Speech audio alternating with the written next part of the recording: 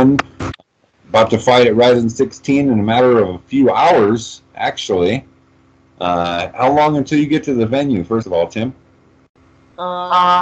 We got at least 3 hours before I'm supposed to be here.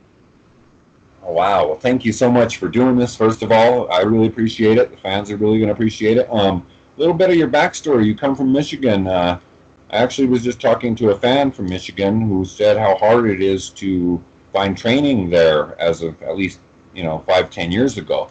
How did you get your start? Well, years ago, I came back from playing football down in Australia, and I got injured, and I needed something to do, and I found a credit class at my local college, and I started doing judo there. To kind of give me my kickoff. So I've been doing judo for 15 years, and then I started doing Brazilian jiu-jitsu, and then kickboxing and normal boxing, and it just all escalated from there. What year was this? 2002 is when I started. Wow. Because it shows on Tapology that your first amateur bout was 2013, but that's probably not correct. That is not correct. Tapology does that. When was your first amateur bout? Oh, probably it was about 2009, 2008, somewhere around there. Because back in Michigan, a lot of the fights were on the same. So, like, even like with my I got on Tapology through my. It wasn't. They're not like I went 17-5 as an amateur. Oh wow! So yeah, I went for almost 4 or 5 years undefeated, where I was plowing through guys like within the first round, and I wasn't fighting like bad people. I was fighting some of the best people in the state. Wow! Yeah. See, you look at Tapology. I don't know if you've looked at your thing, but it's three amateur fights, and I'm like, surely this guy. You're 37 years old, correct? Yep, just turned 37. Yeah, I'll be 36 next weekend, but happy late birthday to you. But yeah, I knew that. I was like, there's no way that this guy could have had 3 amateur bouts like this and started at 31. Like, didn't add up. So what were you doing before MMA? I mean, what was your career path? Actually, I was in the process of getting my teaching degree at college, and then I was doing judo on the side, and even like the judo, I was traveling all over the country, competing all over the country, and stuff like that. So that was my big thing. And then one of my friends was like, asked about like if I start my own gym, how do I know if my judo is any good? And I'm like, well, I've won this tournament, I won this tournament, I won nationals, I've beaten this person, I've beaten this person. And like, how good is it in a real fight? Oh, no, that's a good question. I've never been to a fight before. Wow, never been in a street fight as a kid in school? No, I was the good, quiet kid who always never came up to a fight. They wanted to fight me. I'd act scared and stuff, so I didn't have to fight. And so what was it that you said got you into judo? I got hurt, and another friend was like, "Hey, you should come check out judo. You have to college." And I'm like, "What the heck is judo?" Like growing up, I went to the only thing about martial arts I knew about was like karate and that was it. Wow. And so you did some judo competitions all over the world, or Country. all over the country? Okay. And so was a lot in Michigan, or was that not a big scene? I did a lot in Michigan, but I fought in judo over in Florida, California, Texas. I fought all over. And you were originally from Kingston, Michigan? Correct. And this is a town of 400 people? Yes. And one stoplight. Well, let me tell you, right now, currently, I'm in a place called Levita, Colorado, and it's a town of about 700 to 800 people. And this is where I grew up. And so hearing this about you, I was like, wow, that's so crazy, I mean, because you fight out of a bigger city. Where do you train out of? I actually, I train at 2 different places, technically 3. I do teach and trained myself in Midland, Michigan, which is a big city in Michigan. And then I drive all the way down to Brighton, which is an hour away from where I live. At least 4 or 5 days a week, I go down there and I train that scorpion fight. Wow, wow, geez, that's crazy. So you're all over the place. So do you have a job currently? I mean, do you have a 9 to 5 that you do? I uh, I do work. I work at a local hospital, and then with teaching, I get paid for that. I do security from time to time on the side, so I work a lot. Plus, with that, and then I'm a full time parent. I have custody of my daughter, so I'm constantly busy. How old? She is 14. Oh, I know the struggles, Tim. I got a 16-year-old. Really, I don't know what she really like for her dating because I think she's gonna be 15 next week. But the rule of the household is if you want to date, that the guy got to be able to take Yeah, see, I had to go get my daughter on a birth control thing, and that's when life really hit me. Like, oh shit, like money. what in the world's going on? I mean, boys calling her, and I'm just like, and then nowadays, whatever the reason is like I said, I'll be 36 next week.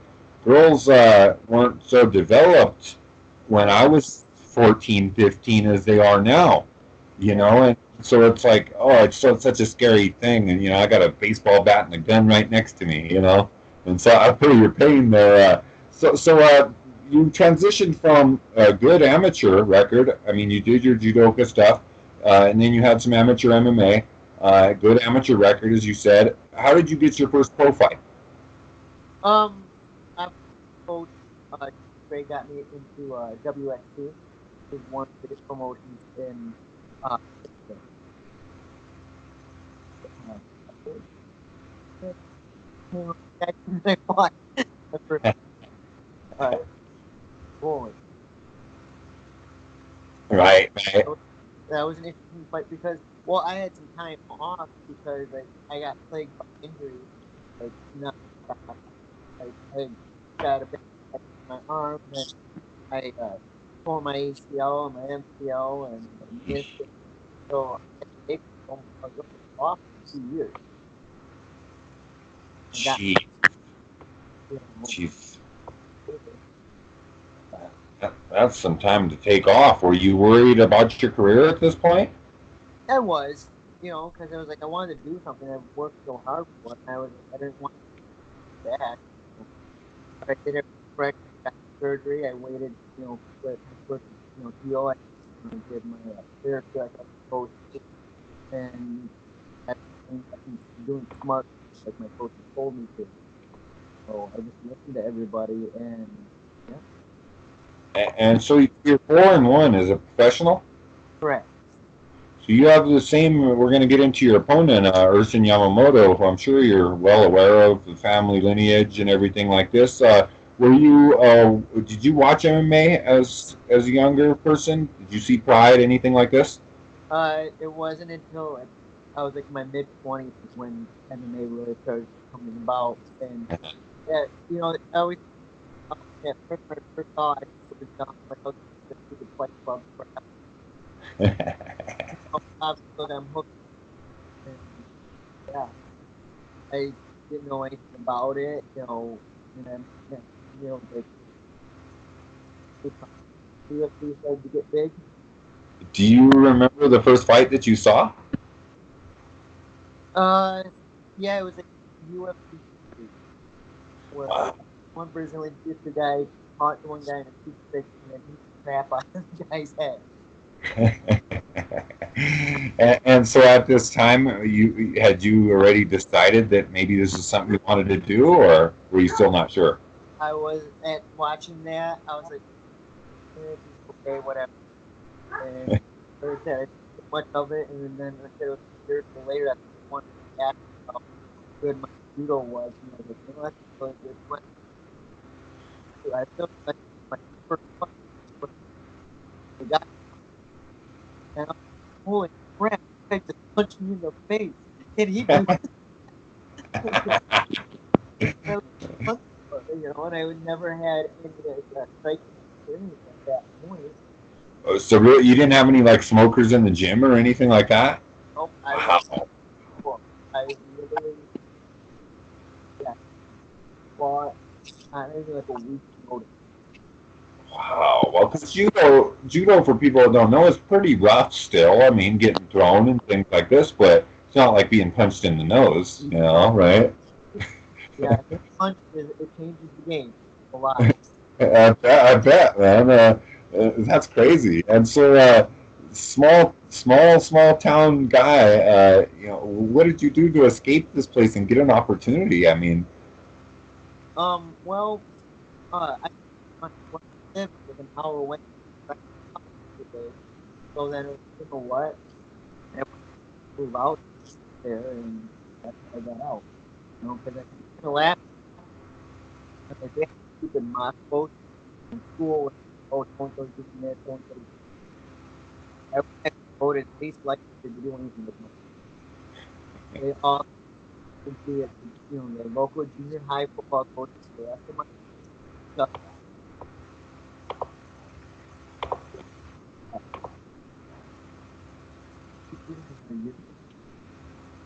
wait, I missed that last part. I'm sorry. You cut out for a minute. It was even in our yearbook. Oh, wow, wow, wow. Wow, that's crazy. That's crazy. And it gave me a ton of motivation to get out and do something with my life. And then probably got a little bit later, like you seen the movie One Yeah, yeah, where the guy typed his name out and nothing came up? yeah, yeah. I did that. Nothing came up, and I'm like, wow, I can do this. And I'm like, I gotta change this. And now, if you Google my, there's like 10, 15 different pages of different stuff that I've done and articles about me and stuff like that. Yeah. Wow, wow, what a crazy thing to experience. And so you did your first MMA fight. You get punched in the face. Did you think about stopping at that time? Was it that shocking, or did you like it? It was just kind of like, holy crap, I just got punched in the face. And then it was like, this is actually kind of cool. And like, especially like when the crowd cheers. Because like, the guy cut me open quick. Because me being dumb and not any better, kept close. So I had blue eyes at that fight. And then they fall up, really see very well. And then I have 850 here on my eye. Like, you could go like this. Damn, damn. And you had never been cut like that before, I assume. Oh, never. So I like, it's crazy. Like, as soon as you start tagging me, I picked up real quick and wiped my blood. I went quick before I out. So I quick took him down and then stepped him quick. Wow. So would you say that your judo background has played a major part in your MMA career so far? It's it's a big part of my game. Because like, after throws it opens up a lot of doors like that. So 'cause, I mean, I can do shots. I have a really good shot. But for like both it's good. But I mean, I'm sure it took some dedication on your end too. So you're working a 9 to 5 job, and are you going to train after work? A lot of times before. Oh, Right? I'll get up early in the morning and go train, or after work I'll go and train. So there's a lot I do 2 days. you mentioned you have a daughter. Is that the main driving force to do that? Yeah, it's to give her opportunities that I never had, and that's nice that she has so many opportunities because of that. That have opened the doors for her. I didn't have that growing up. My dad was a carpenter, and my mom was a carpenter. We didn't have a whole lot of money, so we couldn't do very much. And I want help, and I told her I don't want that for my kids. So my daughter, she trains with me too. She's at least trained with me 4 or 5 times. She's a she wrestles, so she comes down and trains with me at 4 p.m. And Wow. especially when you watch this little girl go and train adults, even like guys, they're subbing guys, but you can tell like, the guys. uh, let him do it because you can tell that plus, face are all red, they're all soft, it's little girls beating Well, that's a good thing, though. I just admire that personally because I know I get off work and it's like, shit, I barely want to do anything, you know? I mean, this is one of my passions, what I'm doing here and trying to help out fighters such as yourself and organizations like Rizin. And, I'm real passionate about the sport myself. And, I had some injuries earlier in my life that prevented me from actually fighting. I hit the heavy bag, but, I can't be being punched in the face like you're saying, took enough of them. So I really admire that part, being able to get up and have the drive to go train either before or after work. I mean, I don't think the fans realize how many fighters are doing this. I talked to Rocky Martinez earlier, who's on the card with you tonight, and he has a job, an insurance job. He works for an insurance company in Guam, 9 to 5 job. He's either training before or after work, same thing. And it's like, geez, the dedication it must take. And so let me ask you this: you're on a huge stage now. I don't know if you realize how huge Rizin is. I've been too excited about it. I've been trying to keep it calm. Try not to put too much pressure on you, and it's not in Saitama. Thankfully, your first time is at Saitama, right? The Memorial Hall holds about I think 8,500, but it's going to be full and it's going to be crazy. I can tell you that. But the organization is just like none other. If you ever went back and watched Pride tapes, it's just a different, different rule set, different type of mentality. They want to see you go out there, and whether you finish or get finished, you'll be a fan favorite, right? There's been many fighters that have passed through Rizin and Pride alike that they tried to outpoint the guy, and hey, just they didn't invite him back. The Japanese fans just, they want to see you fall on your sword or stab with the sword, right? And so, not too much pressure to put on you, but it's just this is one of the biggest stages in MMA. How did you get this opportunity? You must have a hell of a manager. Oh yeah, James Gray is the best. It's amazing. Like when he first told me, like, yeah, when he first told me, we'll get a win here, we'll get a couple wins here, we'll get you fighting overseas, and that's my dude. That's I maybe somewhere else that no, and I think with listen to him because there's other people on the team who have not listened to him, and they have chatty records. They're not going places, and he said, "You're I'm example. You listen to me. This is the outcome." Yeah. Yeah, that was huge. Like I mean, like I said, it's just great to be fighting here. So when did you get the call for this fight? About a month ago. Wow. And were you aware of this organization? Had you seen any of their events? I've heard of it before. Like Daron Cruickshank, I know he fought over here. So I watched for his videos from before when he fought, but never really thought of. Okay, and so and you don't have to divulge this, but did you sign just a 1 fight, 2 fight contract, or because I know Rizin usually does a 2 fight contract? Right now I just got the 1 fight, but they were talking after I win they would sign.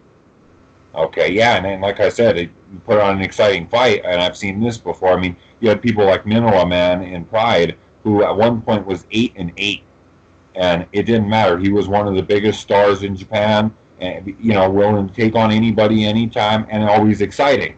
And I think that Japanese is a little bit different than say the UFC here, where your win-loss record means a lot more. But having similar experiences, Erson, being honest with you, he needs a win too. I mean, I believe he's 2-3, and 2-4. There you go. You're studying your opponents. I like it. And so he's got a lot of pressure on him. He's a younger dude. Comes from a big family lineage of fighting. His mom, of course, on the same card. And so a lot of pressure on him too. So it's not like you're the only one with pressure. I mean, everyone on this card is going to feel pressure. I guarantee it. But I mean, it's just an amazing opportunity. So you get this call. Did you know the rule set? Did you know that there was going to be soccer kicks and? A little bit. So I've been a little bit. into my game a little bit, trying to remember. Oh yeah, I can hit you in the face. Right. The practices like we're like, okay, we're gonna work wall work. No, there's no wall. I don't get to do wall work. With some of my training partners, I'm like, okay, I'm gonna show the knee, but I'm not gonna wall work. With one of my or same one that I trained with, Taylor Moore, he had his AD for Belichick, so it was training with him a lot. Because I kind of remember like I was throwing, oh, I'm like, no, I can do that. That's legal for me. Not legal for Yeah, yeah, and how in the world do you practice a soccer kick or a knee to the grounded opponent, right? I mean, you ain't practicing that very much in sparring, or you ain't gonna make it to the fight, right? very much. Yeah, that's crazy. And so, you never fought in a real set like this one, I assume. I mean, I've sparred in a ring before, but Okay. I mean, it actually does change a lot. Like I got to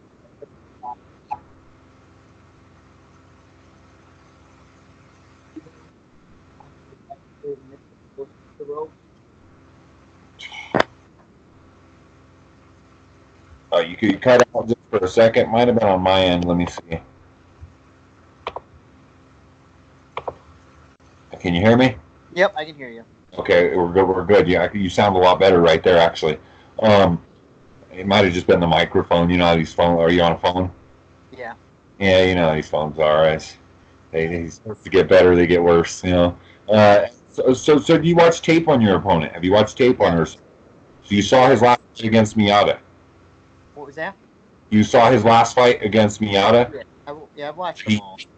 he did throw knees and soccer kicks to Miata and had him in some trouble because of them. Yep. And then of course got hammer locked to where your arm's not supposed to touch the back of your head in that way. Yep. So Erson is one tough guy. I mean, it's he's tough. Everything I've heard about you is you have that same mental fortitude and toughness. And so I've been telling people that even though I've only gotten to see clips of you here and there because it's hard to find footage of every regional circuit all over the place, right? I mean, Yeah. someone like Victor Henry, who's coached by Josh Barnett, and it's hard to find a lot of his footage, in California, a few states away from me, Michigan, and then I start getting into, all over the place. It's just hard to find tape. You're looking through Facebook and Twitter all over the place. But from what I have seen, I think that this is going to be a really exciting fight. Um, what do you think is the key to victory? I have to fight smart. I think that's like the big thing is take my time, not do anything stupid or flashy. That's I think what will get me where I get caught. Um, and like I said, the big thing not rushing it. And if I get something, make sure I lock it in and get that finish and fight smart because I've done that before. My earlier fights where I've rushed it, screwed up, and I got punished for it. But I mean, I have to say I won. Like the Justin Streets fight, which I got fight of the year. Quickly took the guy down, rushed the triangle, locked in the triangle, and uh, I I heard him gurgling, and I'm like, okay, he's gonna get finished soon. And then he wasn't. He obviously wasn't finished at that point in life. So and I ate 43 punches in the face. Oh shit! This whole side of my face was all jacked up. Like, Did you let and the go a little bit? Did you let it loose a little bit, or? I held it tight.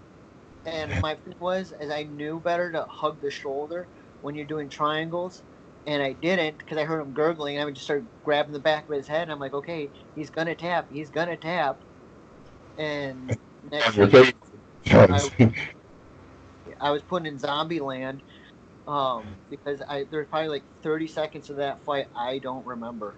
Wow. Takedowns and still fighting. I was just fighting off pure instinct. Where yeah, I mean it was just crazy, and that's how Mike yes, I can never say his last name right. One UFC guys, um, but he came in because him and Julia Pena were at the fight, and he walks in the locker room like, "You're now the joking zombie because you just were like a total zombie out there." You know, And so what are you most confident in? Of course, your judo, but my besides jiu- that, I would say your my jiu- judo. Okay. Yeah, And it's and so would you say that you're comfortable off your back as well, or do you? I, I fight off the back. I've competed in jiu-jitsu all over the country, trained with some of the big name jiu-jitsu guys in the country, in the U.S. And then I'm comfortable with striking, even though I haven't had a whole lot of time with striking because anytime like I've ever punched or kicked somebody like one or two times, they don't ever just want to sit there and trade blows. I've went against strikers before, and it turned into the same thing. I'd hit them once or twice, and then all of a sudden there was like, I don't want this anymore, and then they would try to grapple with me. Close the distance, and then Yeah, you use a hip toss or something on them. Huh? So would you? I mean, surely in jujitsu, I don't know that much about jujitsu myself, but just from a little bit of practice, would you'd rather be on top, or would you say that it's a balance? I'd rather be on top. To be honest, like if I'm on top, I can still punch. I can do stuff. Because even like if I'm in the person's in my guard, he can still hit me and punch me. So I can do a lot of cool subs and from there, but the thing is, I don't want to get punched a whole lot, and I can't really punch back. So if I can get on top, that's where I want to be at. Yeah, I'm sure punching from your back isn't as effective, Yeah, Uh, and so, okay, so you get this call up from Rizin a month ago. You start checking out the organization a little bit. You realize that it's one of the premier MMA organizations. Let's just be honest. I mean, a lot of people here in the states like to just kind of write off Japan for whatever reason. But some of the top talent there, from Kyoji Horiguchi to Tenshin Nasukawa. I mean, you got a lot of Ayaka Hamasaki, one of the best female fighters in the world. yeah. You know, were you? What is the biggest crowd that you ever fought in front of before? It would be at for WXC. It was over at one of the local colleges. Well, not really local, but it was at EMU, Eastern Michigan. So, and that we fought in their basketball arena, which was holds a ton of people, and it was huge. So, It felt huge. yeah, I mean, it wasn't like there's not going to be as many people. Like there might have been like 8,000 people at that event, so there might have been, but I don't know. It's not going to be like except for here where they're like, yeah, it's sold out. It's like 80,000 people. Yeah, yeah. Japan's a different animal. What about Lenny Hart? You, of course, I'm sure know about her a little bit. Yeah, Uh, a lot of fighters have expressed to me that the opening ceremony is a huge part, and so I'd love to get you back on after the fight. yeah, Sometime, just because I'd love to hear your experience of what this was like. And, I don't even want to say much more about what other fighters have told me, but interviewing her myself and being a fan of hers for 20 years yeah. and doing an intro for me on my podcast, I felt like I had to go out and get punched in the face just to deserve it. And like, just find a person in person, just hit me in the face. I deserve it. And so, the opening ceremony, I hope you could at least soak all that in, and really, because a lot of fighters told me that's, and it is to fans too, one of the most important parts. Oh yeah. Do you know about how this card is going to go? Because I've heard that the first two bouts are going to happen, and then the opening ceremony. Have you been told anything?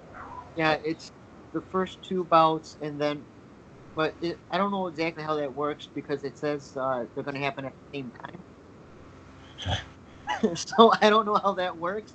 Like if they're fighting in the ring at the same time, like which I, I've seen some of those MMA crap, like you see, like what is it, Russia that does the 5-on-5?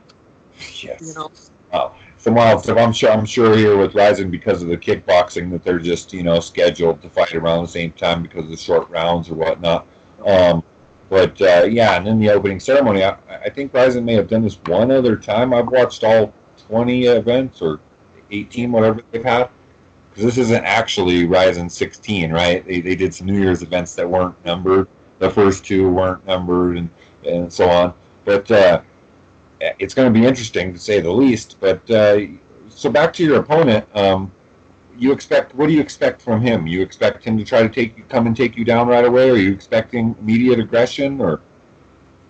I expect him to be aggressive. I think he's expecting just to put me away quick. Um, I know he's going to be putting a lot into it. Because like I said, his record, he's not doing the greatest, and uh, so I know he's got to get this win, and he doesn't want to lose to an American. I guarantee that. That would be like a huge down. So even though like Tapology, I picked to be the winner, like the best, but here in Japan, it's different. Actually, the underdog. So a lot more pressure on him. So I know he's more, he's hungry for that win. So I just got to be smart, make smart choices when I'm doing stuff. Like I said, with his striking, I'm not 100% worried about his striking because he only throws like a 1-2. Some of his kicks are okay. His grappling, I think I can handle his grappling. So, but I know he's going to be just kind of impose his will as much as possible. So when you get into the ring, even though you've never, been in an actual pro fight in the ring, but just say the cage ring, whatever, does your mental state change at any point, or do you relax yourself backstage? How do you get into the mode of I'm about to punch this guy in the face? Because you don't seem to be in that mode right now, right? No. When I'm in game mode, talk to me. Don't even like try to goof around with me. I normally a lot of times just find a quiet spot. I put my headphones on. I put my hoodie up. I close my eyes and I picture the fight. I'm choreographing the fight in my head. What I want to do, what I expect to do. What if he does this? I'm doing this, and just choreographing the whole fight, going step by step, picturing the whole thing, even to the point of where I get my hands ready. Because a lot of that is a mental battle. If you can picture yourself winning, that's in the right direction. Yeah. What if I lose? What if I lose? Then you're going to lose. We talked about it's just kind of the same as life, or what I believe. I've never been in a pro fight myself, but it just from talking and listening to you and other people, it's sort of like being a parent, right? You have to think the most positive for this little girl and say, hey, I'm going to do the best that I can do, and not think about the negative, because not think about the what I told you earlier, getting pregnant at 15. Even though that goes to your mind, you have to just block it all out, right? Yeah. And so it's the same thing. It's a doubt in your mind that it might happen no matter what you do. You don't have all the control in the world. Same as MMA, you could get caught. Anyone could get caught, right? Everyone gets caught in triangle or an arm bar or something at some point in their career. If not, you probably haven't fought enough, right? Yeah, pretty much. and so, can you tell me where the hotel's at in comparison to the arena? From what I was told, it was like an hour away. Wow, that's So I interesting. got a little bit of a drive. Yeah, a little bit of a drive. And you first time in Japan? Yes. Yeah. So this was a whole shocking experience to me. Culture shock, I'm sure. Oh yeah. I mean, just like it's just crazy. Like when people ask me what is it like here, it's like you're in a gigantic super mall. It's basically describing. There's so many stores, so many restaurants, and it's all packed up into this little area. Like, and then walking through places, it looks you're in a movie and you're like in the dark alley somewhere because there's all this stuff going. It's literally what it's like. I mean, like I said, it's just all these little shops and stores and stuff like that, and everything's so small and compact. And everybody's walking around. Everybody's just like super polite, which is really cool. And they're all dressed up super nice. Like there's a couple of times, like with me and my coach, I'm like, dude, I think we're a little underdressed walking through because everybody's in tuxes and dress shirts and dress pants. Nobody's in like normal American clothes. A t-shirt and some Yeah, shorts or yeah, yeah. stuff like Or no. and then everybody, like they bow to you and stuff like that. Doesn't matter, you walking through, they're like, they quick bow, and it's like, I'm nobody important. You don't have to do that, you know.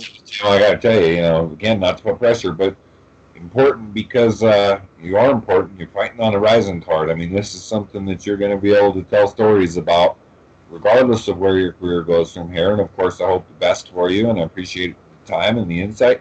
Got a couple more things for you, and I'll let you go because I know you need to get prepared. It's almost 9 o'clock in the morning there. Yeah, it's 8:36. Well, and so you have to leave. The event starts at 2. Yep. Yeah, so I want to give you some time, but I got a couple things. One thing would be media day. How many English speakers were there? Just the translator. That's the trend. So no media that asked you questions in English. Nope, it was all Japanese. And What about the fellow fighters? Did you speak to any of them? Some of the English speakers, Rocky Martinez, Jake Hume. I only talked to some of the ones I already knew. Like Okay. Aaron, talked to him. Um, so because like most of the time, like when I've gotten here, like I was with my coach, but then I've talked to Daron and he was giving me a little bit of heads up on stuff. And then I just wait, so that was part of the other main focus. So I didn't have a whole lot of time to do a whole lot. How was the weight cut? Actually, it was a lot easier than I thought it was going to be. Because uh, I started cutting a while ago, and I got myself down to like 141, and it was uh, Tuesday, and my coach was like, "You realize Wayne's not till Saturday. You might want to stop." Right, right. Like, okay, okay, and then I ate some, I drank a lot of water, and then we got in, and I was like 146, and then What day did you get there? what was that? What day did you arrive in Osaka? Thursday here for it would have been like we left Wednesday in the U.S. but got it technically was there Thursday. Yeah, because you lost. I mean, how long was the flight? 10 hours. Yeah, and you're 13 hours ahead of where I'm at right now, and so you lost some time as well. That getting acclimated is there any differences that you're noticing? I mean, Now that I'm used to it, I got a ton of sleep because that was the one thing. Like the time change threw me off. My sleeping behavior was horrible because like it would be daylight and my body's like you want to sleep, but I'm one of those people. If there's sun out, I can't sleep. And yeah. my curtain shut. It has little eye things, and just put in the back of my head like, dude, the sun's out. You need to be outside doing it. I was up, you know, for at least a day or so. Well, at least a day and a half. Oh, Solid. So I didn't get any sleep because I just couldn't sleep. and so since it's pretty much been resting, I hope. Oh yeah, I mean, I did that like as soon as I weigh in, I ate, and I literally slept all day yesterday. Well, And then, speaking of weigh-ins, you guys had a good little face-off there and shook yeah, hands. Of course, like you said, the Japanese are really, really humble people. I mean, everybody I've spoken to is extremely humble. But there was some ferocity in both of your guys' eyes. But also the weigh-in. Had you ever been part of something like that? not nothing that big, like nothing where like the media, like the mass media was there taking pictures and stuff like that. Nothing like that. I mean, that's some With of the. baseball bats? What was that? People with baseball bats? Oh yeah, I thought that was funny because like I realized what he did, like with the like one kid with the baseball bats, like, but I didn't know if the other kid's like nickname was like the zombie or something like that, because the other guy who had the baseball bats, he had Negan's baseball bat with Oh, barbed wire on it. So I was like, maybe it's a Walking Dead reference. The guy's oh. a zombie and he's gonna go Negan on his ass. When he saw that they had to tell him to put down the bats because he was trying to weigh in with the bats being Yeah, held in his hand. But the last Rizin weigh-in was the same. I don't know if you caught that one, but Kana Watanabe bent a frying pan in half. yeah, Did you catch that? yeah. I saw that. Yeah, it's wild scene, and so expect the unexpected Oh yeah. because they enjoy their. I mean, what you're going into tonight is not only an MMA event. Of course, you have to fight and everything, but it's also a show. Even for me at home, it'll start at 11 o'clock, and I'll be awake till 6 in the morning. Yeah, Yep. it's a concert, it's a show, it's a fights, it's an event, and so I really hope that you get to soak some of that in. Will you? Will you? I mean, I know you're new over there, but will you watch fights after yours, or does it depend on Oh, how your I fight plan goes?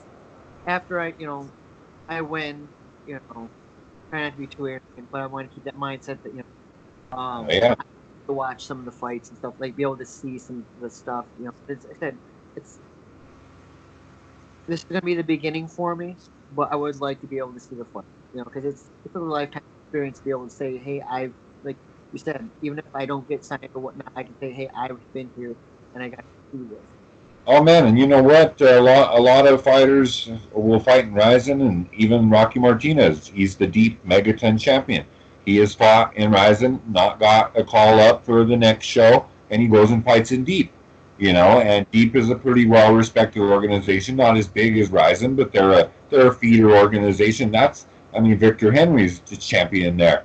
And he's one of Josh Barnett's students. I mean, there's a lot of respected organizations out there. It's just Rizin is the big show, and that's why to someone like me, it's awesome to talk to you and get this insight because you're as surprised as I am. It seems just. I mean, you're confident in yourself. I could tell, but it's rare to see somebody that that they saw something in you because Rizin doesn't. Their matchmakers don't just pick cans for people, regardless of what people say. The matchups are always really good.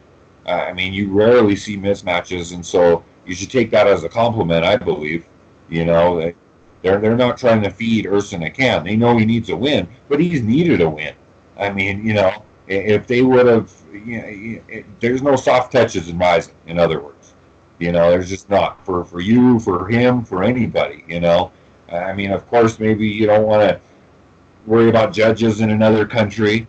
If you go to Russia, you're fighting a Russian fighter. Might want to try to go for the finish. You know how it is. Oh, yeah, I gotta get. Well, that's my thing. Is like I know I gotta get the win, and I don't want it to go to the judges because I've been to those events where I fully dominated the guy and it went to the decision, and somehow the other guy got it. I'm like, what the f- is going on? Yeah. And they're like, well, dude, you're in their promotion. That's their guy. They're not, and the way they do like the judging, it's not based on each round. You don't get points for each round. It's the whole thing. Right. So that's what they're going to go by. So that Yeah. changes. So you could be, he could be on top of you for the first two rounds, let's say, and you could have a blast of a third round and win that fight. I mean, a lot of times I see, but to be fair, Rizin has had some really good decisions in their last, quite a bit of cards. I mean, I've seen very few bad decisions. There's actually been a few that have went against the Japanese guy that I thought should have went with the Japanese guy. I mean, so it's been pretty fair, but I see bad decisions everywhere. UFC, Bellator, judging is so hard, right? I mean, number one, who the hell are these people? They're not former fighters. Most of the time, the judges are just some dude. I mean, you should at least pick a fan that's been watching for 20 years or something. And boxing, I don't know if you watch boxing, but it's worse, right? So you mentioned music. What do you listen to? What will you listen to tonight before the fight?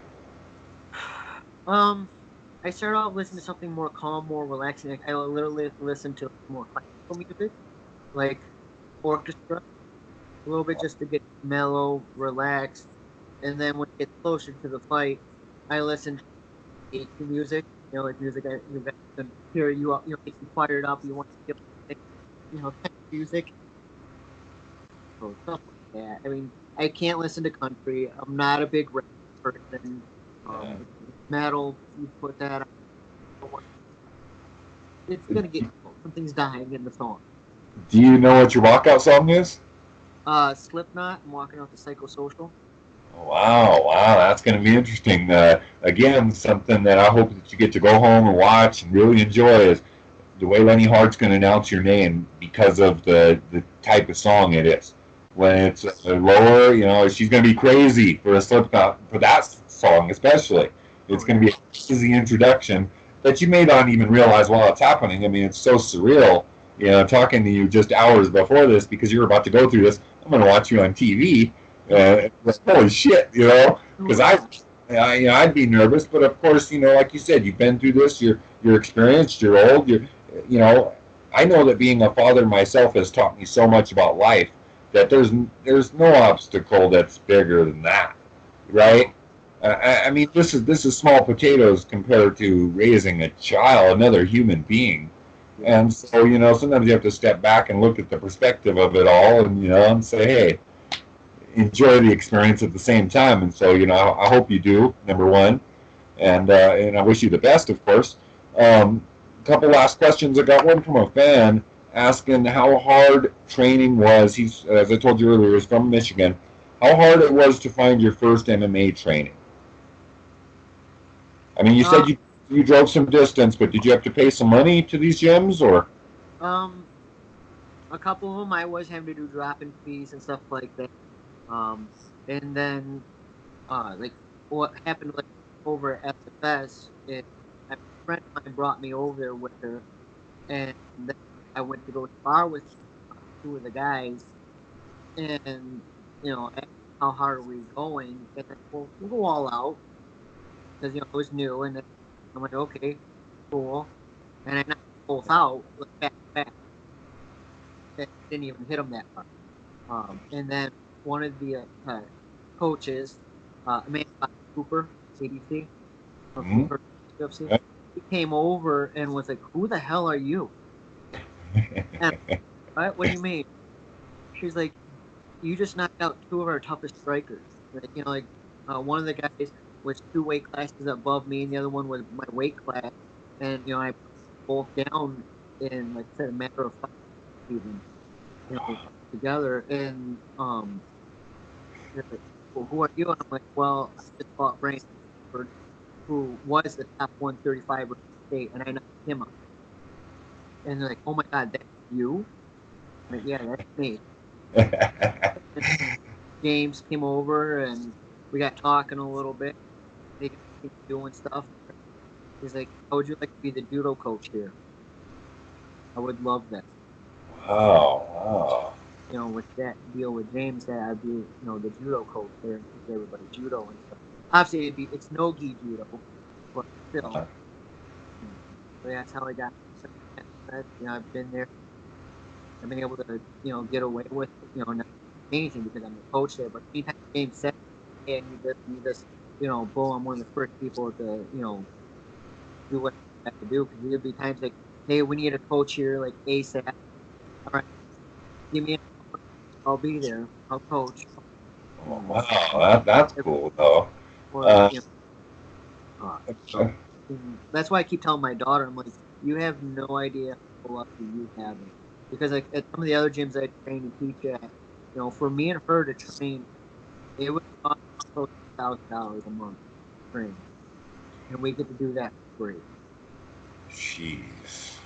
Jeez, yeah. See, I asked that question, and fans wanted to know because, again, something that fans don't really recognize. They think that you walk into a gym, you got some talent. It doesn't always cut it. There's talented guys all over the world, right? Yep. Uh, Another thing I've really been asked about is your relationship with Daron Cruickshank. Of course, you guys are both from Michigan. Yep. How long have you known him? I've known Darren for about 6 years now. Okay. You And know. do you know him in Japan as Krokushenku? No, I don't know him as that. He's just Darren. You know, even like the first time I even met Darren, it was kind of a goofy thing, 'cause I met him at MMA draft, and he was still in the UFC at that point, and he locked my kid after he pooped in there, so the room stunk and locked my kid in there. I thought it was hilarious,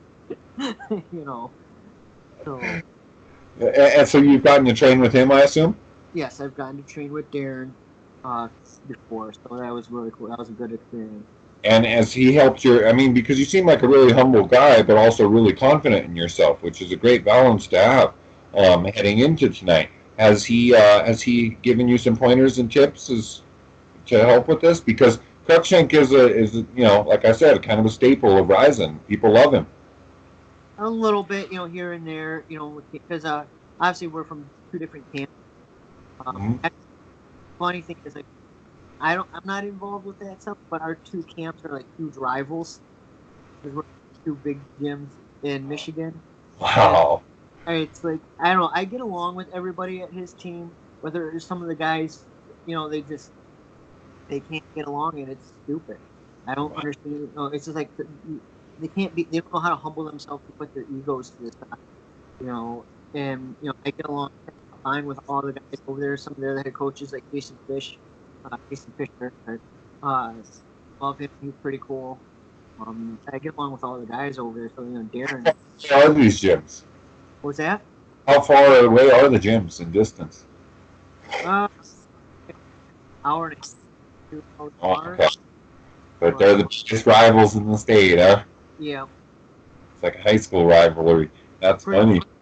Yeah, I mean, that's what it is. I mean, it's like I said, some of the guys, they'll be posting stuff on Facebook, and then they'll have these big old banters, ripping each other. I think like one time it took me like an hour to read just half of it when these guys are just going back and forth, back and forth. Jeez. It's entertaining for the most part, but Okay, I got a couple more for you. Best thing that you've eaten while you're there? I had a cheese quesadilla yesterday. You haven't had no like big old plate of curry chicken or something like that? I have had to be very careful of what I eat because I'm allergic to shellfish. Oh shit. Yeah, so every time we go there, I have my phone where I film this little sign that says I'm allergic to shellfish. So, a lot of the stuff I got to be very careful in what I'm eating. But yeah, we did go to an Italian restaurant yesterday, so that was pretty good. But yeah, Wow, that's amazing. I've never been to Japan. It's described by you as such a foreign place. I live in Colorado and mountains. I'm looking outside my window, 13,000-foot mountains close to I could go climb it. Next big city is a couple hundred miles away. In Japan, it just seems like everywhere you go, Tokyo and Osaka, it's just everything is like New York City. I've never even been there, but that's what people describe it to me, like Times Square. It is really close to that. I mean, like to me, it's at least even with Times Square, it's a little bit more opened up. Or here, yeah, jam-packed. Wow. How long? When do you fly back? We leave Monday. Monday. All right.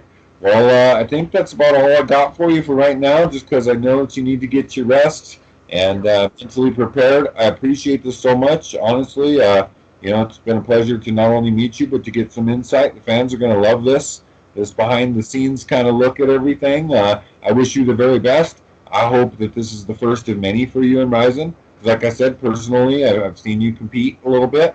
I've seen some of your skills. I've heard about you through the grapevine. You got some skills. I hope you get to put that on display for the Japanese fans, for fans worldwide, people watching on Fight TV tonight. Because it's not just the Japanese, of course. It's a big event here in America too. I mean, it'll be big on Twitter tonight. One last thing I want to ask you is your goals for just the rest of however long you're going to fight. I assume you don't know how long that's going to be. No major injuries, anything like that. But your goals just for the next year, maybe. I want to go some. Obviously, like with Rizin, I want to go get that's my goal. Get that shot, get that strap. That'd be pretty sweet.